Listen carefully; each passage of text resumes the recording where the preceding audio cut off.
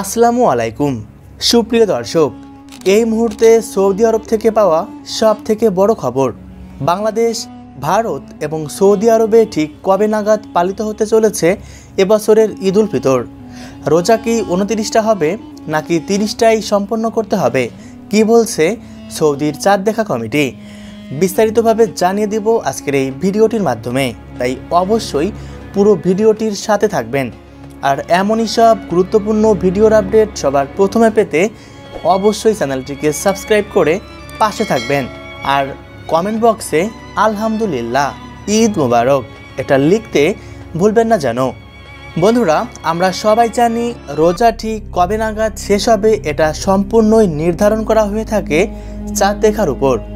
আর আমরা এটাও জানি রোজা শেষে শাওয়ালের প্রথম দিনই পবিত্র ঈদ উল ফিতর উদযাপন করা হয়ে থাকে। শাওয়াল মাসের চাঁদ দেখার উপর নির্ভর করে রমজান মাস কখনো 29 দিন হয়, কখনো বা 30 দিন হয়ে থাকে। এবছর রমজান মাস শুরু হয়েছিল মার্চ মাসের 2 তারিখ থেকে।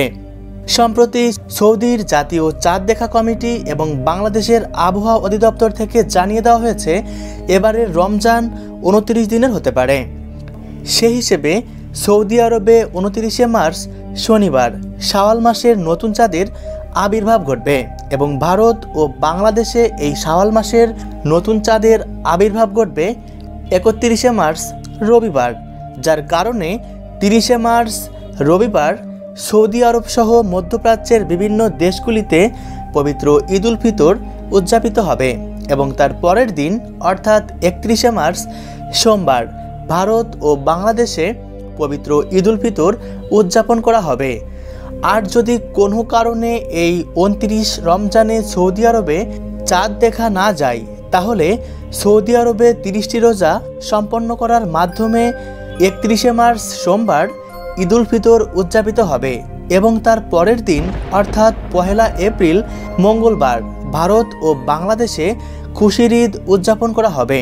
অর্থাৎ 29 রোজায় চাঁদ দেখা গেলে ভারত ও বাংলাদেশে ঈদ উদযাপিত হবে 31শে মার্চ সোমবার, আর 30 রমজানে চাঁদ দেখা গেলে ভারত ও বাংলাদেশে ঈদ উদযাপিত হবে 1 এপ্রিল মঙ্গলবার। সুপ্রিয় দর্শক, এই ছিল এখন পর্যন্ত সর্বশেষ আপডেট। পরবর্তী আপডেটের জন্য অবশ্যই চ্যানেলটিকে সাবস্ক্রাইব করে পাশে থাকবেন। ধন্যবাদ।